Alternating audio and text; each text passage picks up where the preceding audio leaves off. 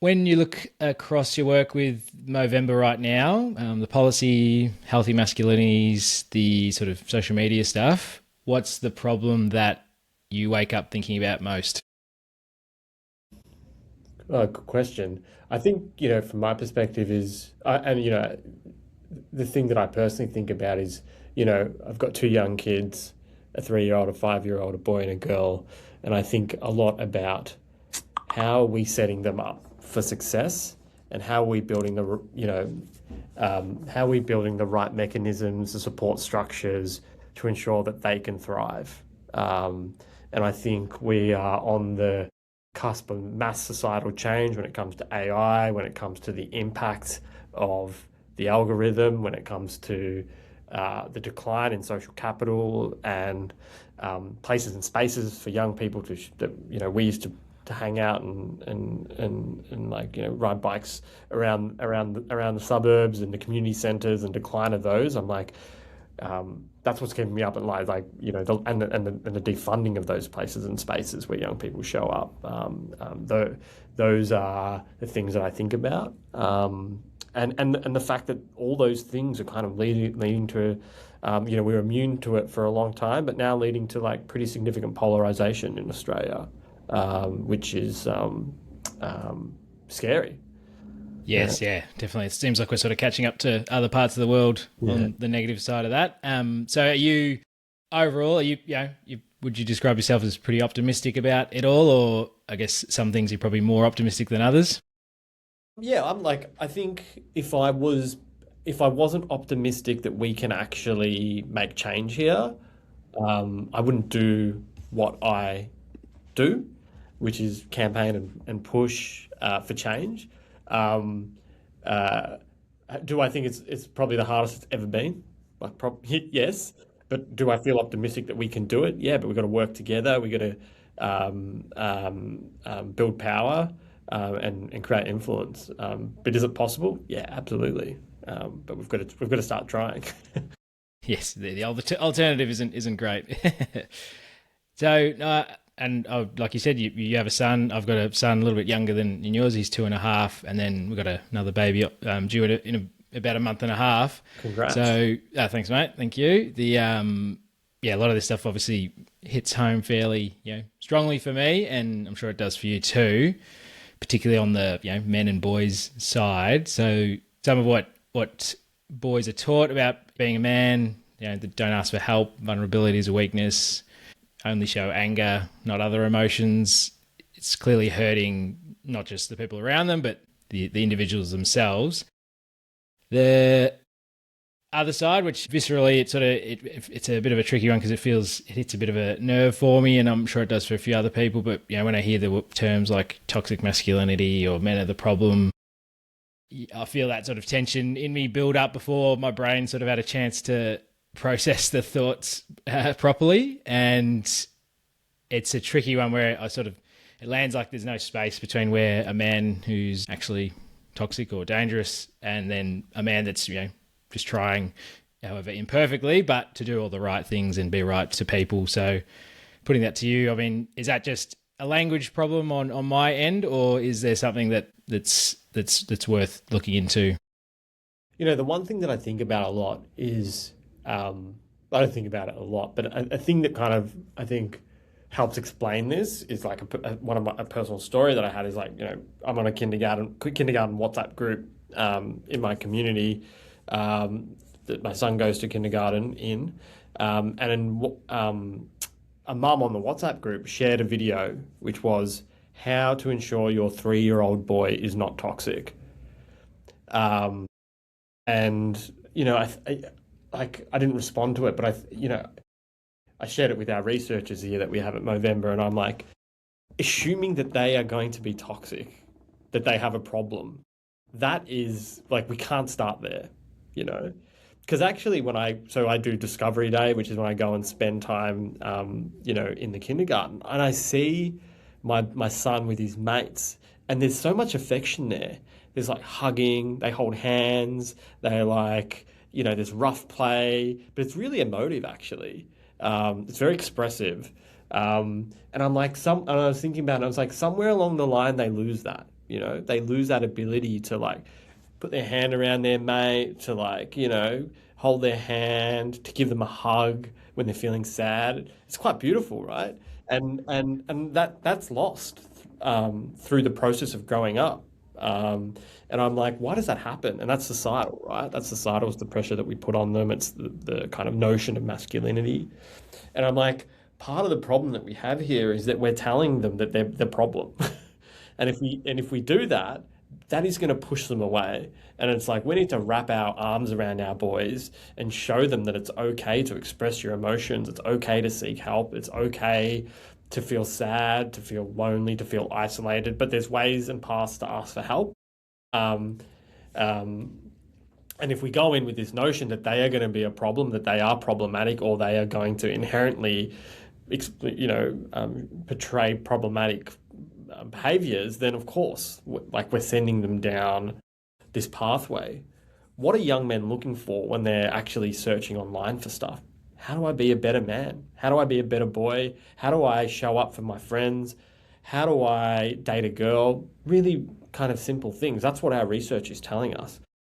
They get online, they search, the algorithm prioritizes this content. In 8 hours of TikTok, they're deep in the manosphere, right? And they go in looking for help, and they leave with misogynistic views, and the algorithm drives that, and I think that's like a huge problem, right? Leading into that particular language that we use with not just the young boys, but men in general, and society at large.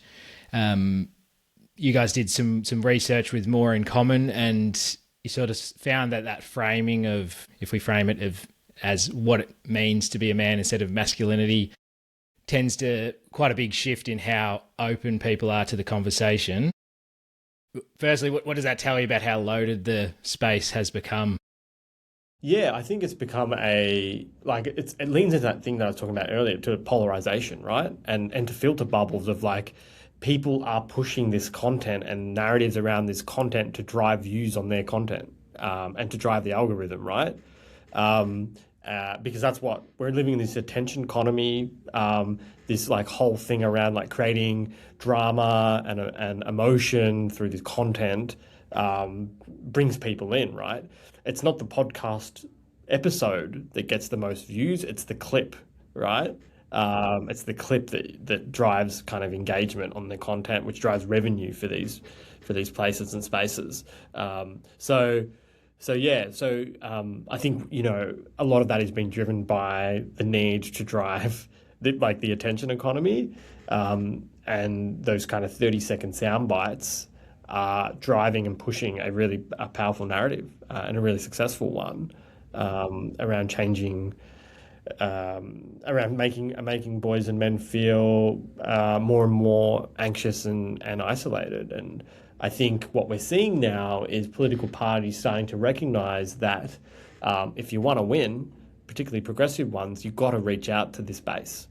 They are 50% of the electorate, and they if you fail to have strong policies that actually meet men where they're at, meet boys where they're at, you're going to lose that supporter base. What Trump and the Republicans really did in the last presidential election was acknowledge men's anxieties and fears, went to where they were at in those spaces, e.g. podcasting.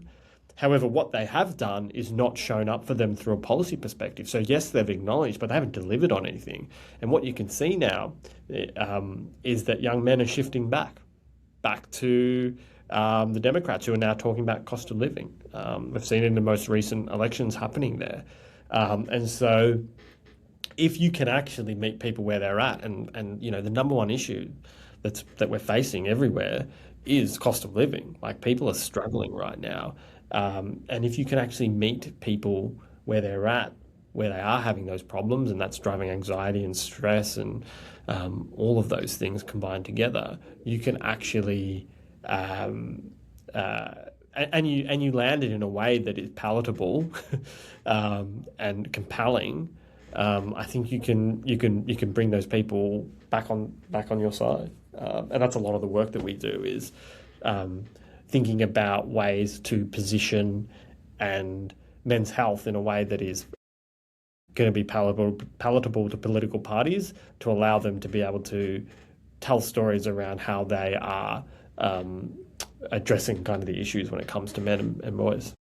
Yeah, it always strikes me as slightly as I don't know if it's a necessary evil, but the way that we, political parties from both sides, it seems like their number one goal is how can we appeal to these people so that they'll vote us in, rather than having the overarching goal is how can we have everyone be, part of a more healthy society at large. Yeah. Yeah, I think, well, they got to win, right? They got to win to retain power, so they've got to get votes. And I'm sure lots of people get into politics to make change, but there is a 3-year election cycle at federal level that, if you just think about it federally in Australia, that like people are thinking about, right? It's not a lot of time between elections as well, 4 years, right? So by the time they get in power, got like an 18-month window to push through legislation, or even less, I would say. And they're already thinking about the next election, right? So. Now, going to maybe a little bit of your background, could you just give us a short version, of your background, how you grew up, the kind of picture of, I guess, good man that you absorbed early on? Yeah, I guess, I grew up in Melbourne in Australia, first generation born Australian, dad's Fijian, mum's from India. And so grew up with the notion, or was drilled into me, that you had to become, you had to work in a profession, accountant, lawyer, doctor, do either those three things, or you're not successful. So actually, my first job was as an accountant, which I was terrible at. Got fired from my first job. Was a terrible accountant. Now, if you ask people that I work with, like, do you know that I was an accountant? They'll just like, I never see you doing that job. Now, I think became really interested in power and how decisions are made, and really understanding how power works. Not that I'm power hungry, but more like how do you use power to influence change? And that's driven most of my career. And so have done that outside the tent, working with Oxfam, working with the United Nations Secretary General, working on political campaigns in Europe and Africa, India, America, the UK.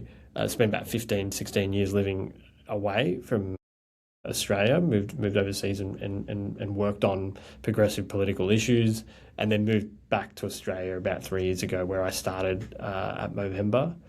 I didn't think a lot about men or masculinity or boys till I became a dad, until I started working at Movember. And it's really changed my view and perspective on how important these issues are and how underserved they've been. And that's not to say that the patriarchy doesn't exist. It's absolutely there and it's real.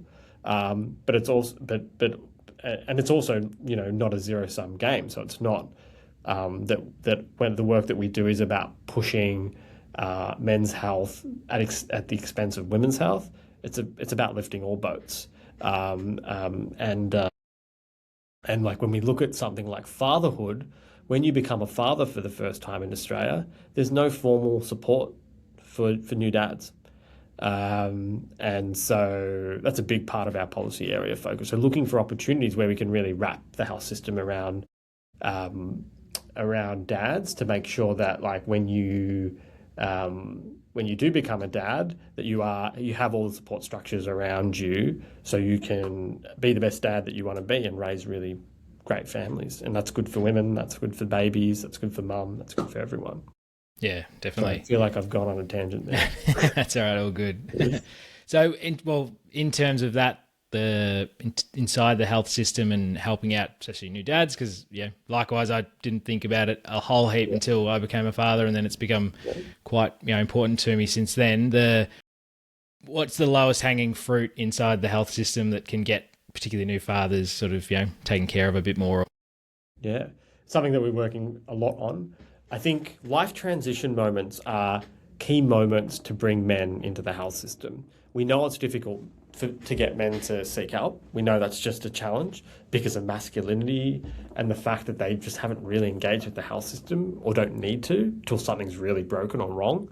And so we've been thinking about life transition moments as ways to wrap the health system around guys. So when you start going to college or TAFE or uni for the first time, or start work experience or your apprenticeship for your first time, that's time to really like kind of get around like young men to be like, sexual health, this is important.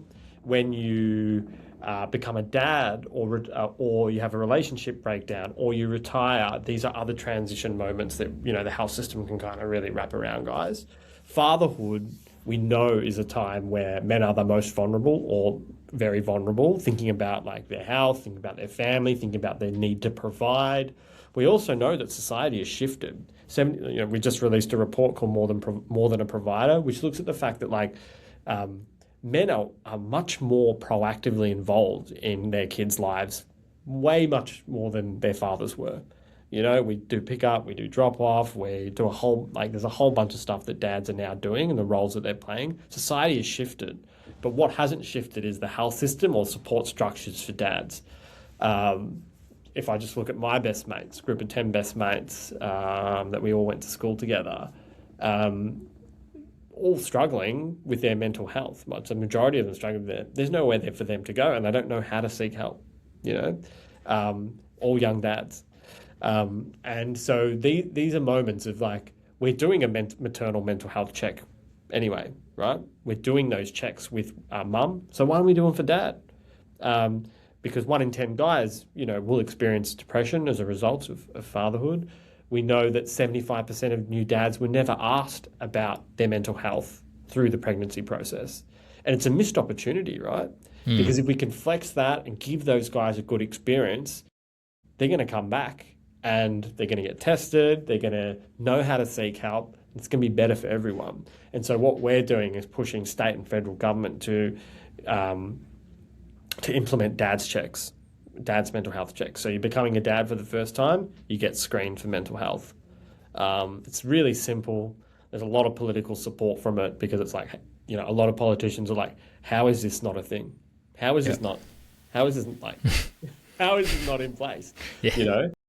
The key thing is that we've heard from the bureaucracy is that we don't want to screen new dads because we won't be able to meet the demand.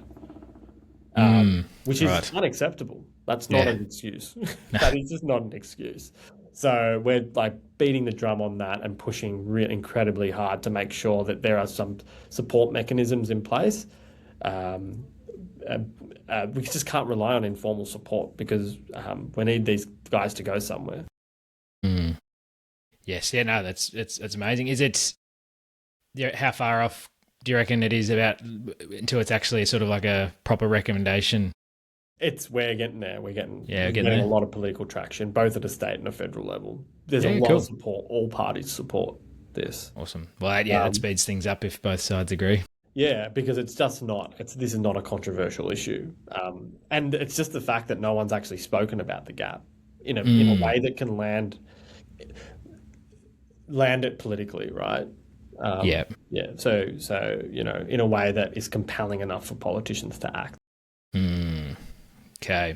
Yeah. The mental health of new dads and dads then will foster that sort of like, the role model into the next generation of, the boys and how we can properly engage them. And I guess you or some of the people that you're working with in an environment like a school, club room, it's full of boys. What are you finding that are the sort of 1 or 2 concrete ways that you can actually reliably keep them having that conversation and, engage without them sort of switching off?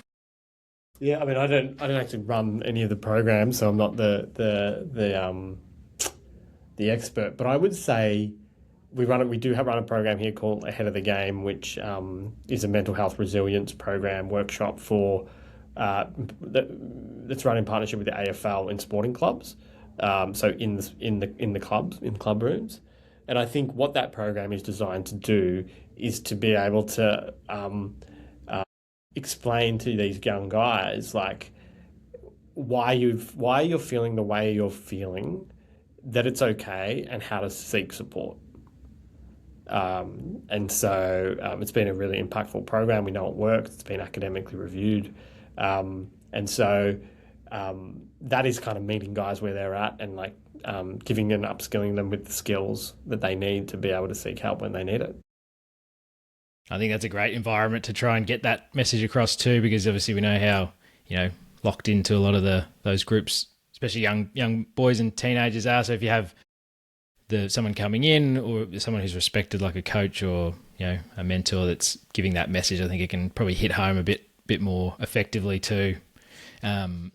I wrote a little reflection that it's a bit of long-winded, so I thought I'd read it rather than trying to remember it, because I'd ramble on a little bit. But then it flows into a question, so bear with us for a sec. So on a personal level, I'm very aware that I'll be the key male role model for not just my son, and potentially if the new baby's a boy as well, but my two nephews. So they have two mums. That excites me and motivates me, and if I'm honest, it also comes with a bit of trepidation. A combination of emotions I actually feel is very important in this circumstance, because that sort of instills in me that it makes me want to show up, do better, and to add something to their sense of what it is to be a man in this world, and how, I guess, to live a good life. Reflecting on that, I keep coming back to this mentoring piece. Like I just said, the older men consciously guiding, supporting, and instilling their wisdom in younger men. And it might be a missing piece of the puzzle today. It gives the younger ones a sense of being seen and shaped, and it gives men my age or older a sense of purpose and usefulness. And it feels like we don't have that in our society the way we once did, especially with the drop in, organised community life and fewer male teachers around in their lives. So when you look at that landscape today with the fewer male teachers, less organised community life, how big a piece of the puzzle do you think that intentional role modelling from older men actually is? Yeah, I think it's huge. I think the thing that I think about, as I raise my son, is what are the lessons that I wasn't taught, that I've learnt now, that I can really instill into my son. And so there's so many. There's society has changed so much since when I was growing up, which was in the 90s, right? Like, what is normal then has completely shifted to what is, and even like what you can do with your life has totally changed now, right? Like we're on, like, who would have thought 20 years ago you could do a podcast, Exactly. So I think like some of the stuff that I think about is like the realm of possibility. Like you can do anything, that you want to do. Just got to really work hard at that. I guess that lesson hasn't changed, but I mean, just the internet has opened up a world of possibility and opportunity. I'd say that we didn't have. We grew up, I guess, in the age where the internet was becoming a thing, right? Like it was that possibility was coming and opportunity was coming. I think the thing that I think about as well, it's like it's okay to be a flawed parent. It's okay to say I fucked up. Yeah. Like I don't know. Like I tell my son I don't know all the time. He asks me questions all the time. I'm just like, I don't actually even know. It's a good question. We should try to figure that out. And also like when you fuck up as a parent as well, to say, look, like I shouldn't have done that. I shouldn't have said that. I made a mistake. And that being vulnerable, I think that's powerful for them, because then they start doing it too. They're just like, when the kids have a fight, or someone says, something, or my son will always reflect in our mornings are our time together where he reflects back to me how he's feeling. It's like where he's most vulnerable. He'll kind of get into bed with me and be like, Dad, this happened yesterday at childcare. What do you think? What do you think of that? Like, what does that mean? Da-da-da-da. And recently he's been getting in, and the thing that he's talked about is like, I did that, and it was, I really regret doing that, and that was bad, wasn't it? And I was like, well, this wasn't bad. We all just make mistakes,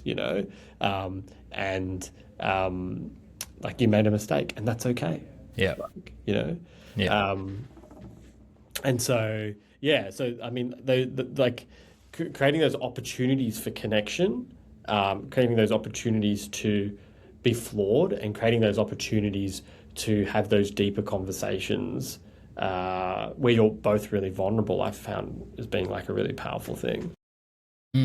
Yeah, I mean, my son's only, just starting to talk about different things. Most of them don't make a whole heap of sense yet, but that connection that you also feel when you're relating to them on that level, and knowing that they feel safe to actually bring up all these different what's on their mind, even if it is a bit silly, or if it's it's not that coherent, it's still a nice connection piece, and I agree completely with that. The naming the uncertainty, and also the apologizing and coming back to them after periods of distress or anything is a really good thing to instill in not just boys but girls as well. Yeah, for sure. So the next thing I wanted to talk about, Gautam, is the role of social media and maybe the less than ideal influences that might be grabbing especially young men's attention a lot. So the work you did with the young men's health in a digital world, sort of the stats that it came up with is sort of roughly that 2/3 of young men are watching regularly that what you call the men and masculinity influencer content. So could you start by just how do we define what kind of content that is in practice? Yeah. Look, I think it's there are I think the definition's quite broad, but it's like content which is around lifestyle content, entertainment content, gym content, fitness content, get rich content, how to this sort of content is the broader definition of what we were looking at when we were looking at that space. Yep. Yep. Okay. And then it's obviously, not fringe anymore. It's part of the, it's literally their their main media that they consume. Yeah. That obviously is a bit of a tricky one for the older generations to really wrap their head around a little bit, given there's that bit of a disconnect anyway between the generations. But how do we sort of address that when it is literally their mainstream media? Address it as in counter it? No, not necessarily. Just, I guess, well, the first question about knowing how to define it, and then how to look for what parts of that are beneficial, because, none of that, a lot of that isn't just inherently bad, but then where that line is, there's obviously a grey area, but where do we sort of, help guide them through it? Yeah. And that's exactly right. Like some of this content is really helpful for guys, because, the content varies from like make your bed in the morning to, like basic stuff like that, the like how to work out, all of that sort of stuff, how to date, all of that sort of stuff. All of that stuff isn't bad and is helpful to guys. I guess it's around one. I think the approach of the whack-a-mole, like take down this content, isn't going to work because 1,000 other videos come up every other second. So you take down one, 5 other pop up, and you'll spend all your time trying to regulate that. And obviously there's content that should be regulated and not on there, which is like misogynistic and hateful and racist and all of that sort of stuff. But the stuff that's and I would argue that content isn't the mainstream content that is being consumed here, but the content that guys are looking for, which is around like how do I be that better man type content, there's a lack of anything else. So in a space where that content doesn't exist, there's just like this stuff is going like flying because there's no other narratives being seeded in these spaces and places, and so. What we do need to do is start seeding other narratives, right? That can reach guys that we know is better for their mental health, that is more, and so that's the work that needs to be done. Some of the more negative, dangerous actors are setting up content farms and creating and pushing out thousands of videos all the time, right? Andrew Tate is popular not because he's created this army of people that like create this content and then run it up and then push it out in the world. It's like an army, right? It's incredibly powerful and very effective, and they test and they optimize, right? And what's the counter to that? There is no counter to that. There are some really interesting things that are popping up. There's this group that I've been following called like Hot Boys Cry that talk about like the importance of healthy masculinity and all of this. It's like a counter narrative platform. So it's like, how do we kind of uplift those groups to really get their word out and messages out? I think the other thing is like, how do we bring things offline again? Like, how do we, from a policy perspective, is like, how do we really start reinvesting in some of these spaces and places that have been defunded? Because that's boxing clubs, gyms, community organisations that bring young guys together. Now we see the decline of religious institutions, it's like, where else where are they going? To podcasters. Yeah. And so like, how do we reinvest in some of this stuff? Not in a way that the old institutions did them, not in the way that the Scouts did them, but like, what are the new versions of that can bring communities together again in ways that is like compelling and fun and powerful as like a development place. Yeah. Tough battle when how like alluring the online world is, but I agree, like, having more of that in-person stuff would make a big difference. Yeah. So then what do you think underneath all of that, the young men that are drawn to all those types of videos online, what do you think they're actually searching for under it all? You mentioned a couple of the questions that they ask specifically about how to get ripped and get a girlfriend and all that, but do you think it comes down to sort of the structure, belonging, meaning, something else? Like, why is it working? Yeah, or why are they reaching out to those things in the first place? Like, what are they looking for? Because I think it's just I think guys are feeling lost and confused and looking to understand how to show up in this like really confusing world. And some of these influencers are validating that stuff. It's like, it's fucking hard out there. Yeah. I think the thing that we talk about always is, if I open the door for this woman, like, will I get yelled at or will I be told that I'm amazing? I'm a gentleman. Like, people don't know how to show up anymore because the rules have changed, and there's 1,000 videos of women talking about how they want men to be gentlemen. There's 1,000 videos of women talking about how they don't want that, right? They don't need guys to do that for them. So they're just like, how do I show up in this space? And these guys, like these influencers are like leaning into that and being like, because some of that stuff is true. So how do you show up? What do you do when you break up with your girlfriend? Like, what do you do? How do I respond to this? Like, there are tons of that out there, and it's like, is it okay to feel the way that I feel because I've gone through this relationship thing? There is nowhere for them to go. And so they look online and they get the help they need, which is like, I don't know what the exact stat is, but the amount of people using ChatGPT for like mental health support is insane, right? Yeah. And so, because people are looking for that kind of validation and that kind of someone to talk stuff through with, right? Yeah. So, yeah. And on one hand, it obviously can be useful, but you obviously don't want it to be the crutch that you're relying on 100%. You want the actual real interactions to be the main thing. Yeah, I think, there needs to be research to understand, like, where do you start with this stuff? Because there's no point being here, like, there should be no AI help, like, but it's like, where does this start? Where does this start and where does it end? Where are the red lines on it? Yeah.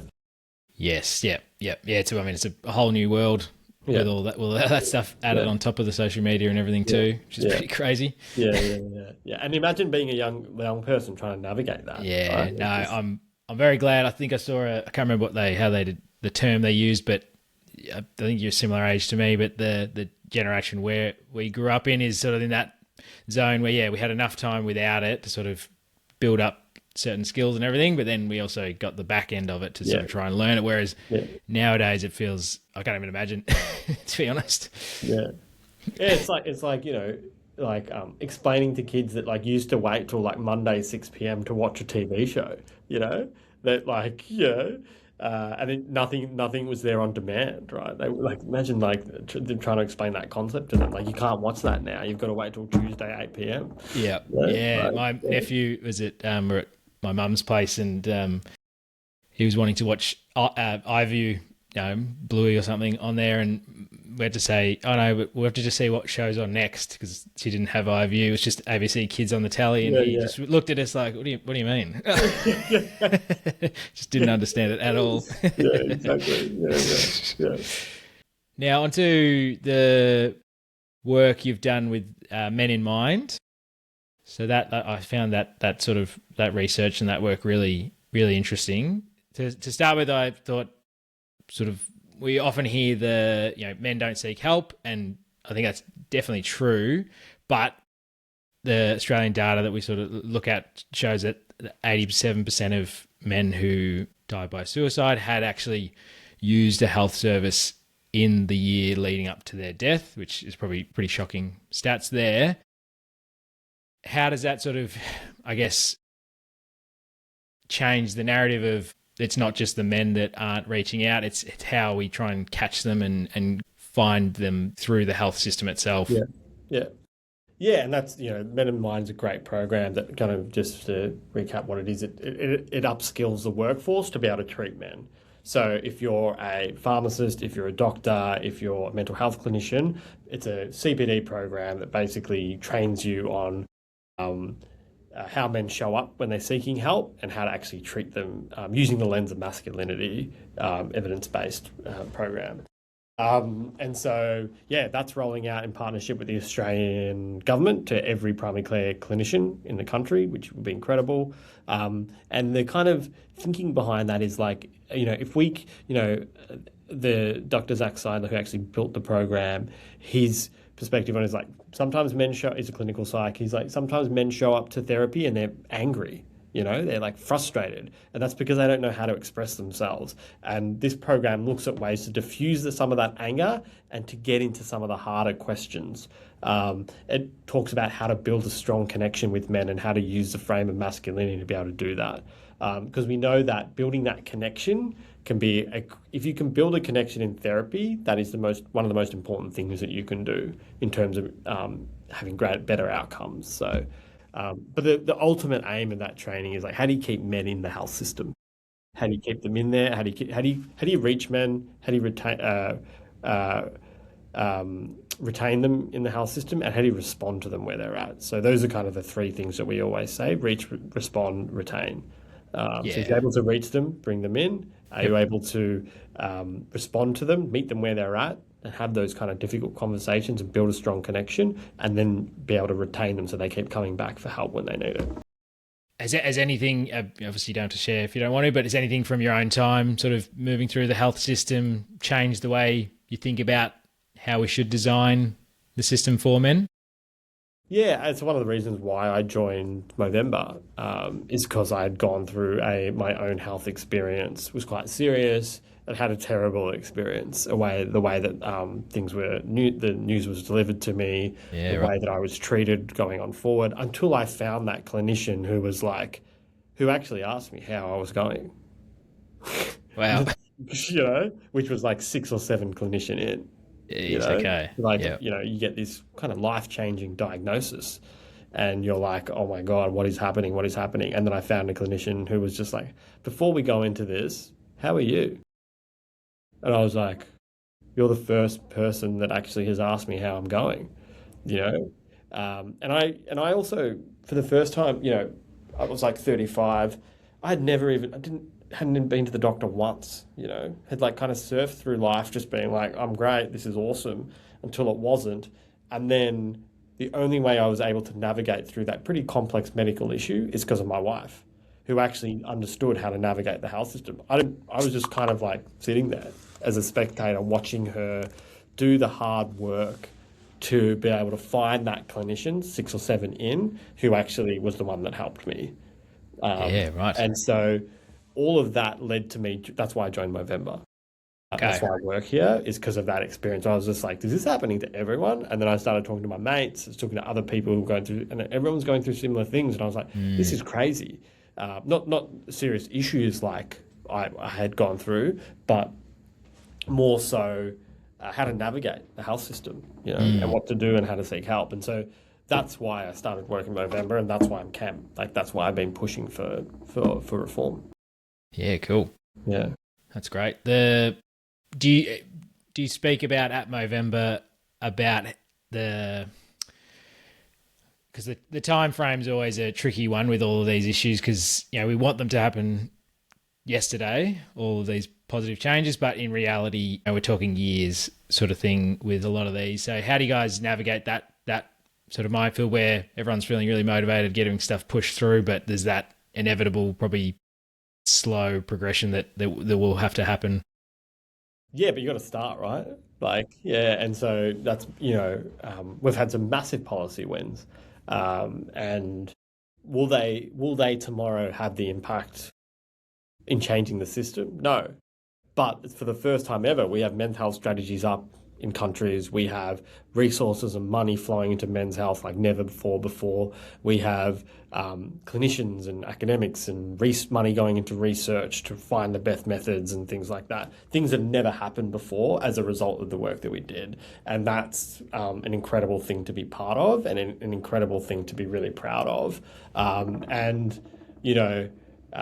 In the short term, unlikely. In the long term, these are things that are going to flow through the health system. And we have a strong sector, we have a great sector who will be continuing to push government, and Movember will obviously continue to push for better implementation, which is our job as a civil society organisation.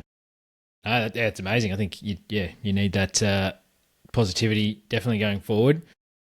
Well, I guess speeding forward then, if, say, 20 years' time, again, very speculative here, but what if everything goes well and everything you think implements needs to happen gets changed, and it slowly starts to trickle through to the next sort of generations? How can you see that changing the lives of boys and men in how they're raised and how they seek help and how they show up for their mates and relationships and things? Yeah, I feel, I don't know if we'll ever get to this, but how do we create the systems and supports to allow boys to thrive for themselves and for, everyone that loves them? And how to ensure that that it's okay to be who they are as a person. They don't need to change that to fit into whatever societal expectations of masculinity or norms exist. And that when they do need to seek help, they know how to get help. And that help is able to respond to them where they're at and give them the help that they need. That would be, maybe 20 years down the line, maybe highly unlikely, I'd say, but we might be able to take one step in that right direction, and that would be transformative for many millions of people. Yeah, 100%. So I think that probably really sort of bookends how you started talking about seeing your son with his mates at kinder. So that's probably a good indicator that if when they're a bit older they're still doing those things, then that probably shows us that the change is starting to occur. Yeah, for sure. Yeah. Yeah. What's next on the horizon for yourself and Movember, I guess? The dad's mental health checks. That's our big push. So trying to get that in every state, trying to push the federal government to invest in it.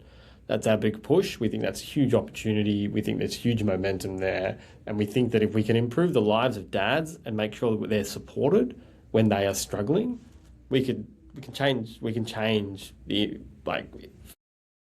impact of that on families, on children. It's huge. And for dads themselves. And then how can someone listening, how can they support the cause or do their bit in the community to try and sort of, push the message through? Email your local representative and have a conversation about men's health. Okay. Yeah. Who represents you in the federal parliament and state parliament? Email them. Go and have a conversation with them. Say, this is really important to me. Or reach out to us and we'll give you the tools and resources that you need to be able to do that. Awesome. No, that sounds great. Well, yeah, amazing work you guys are doing. It's obviously far from over, but it's I'm glad that as you guys in the driver's seat, hopefully pushing some of this a bit quicker along and helping the that provide the change that we need in a lot of these aspects. So I really appreciate your time today, Gautam, and hopefully, you can kick some butt. Cheers, mate. Thanks. Appreciate it. Thanks for that, mate. See ya. Bye.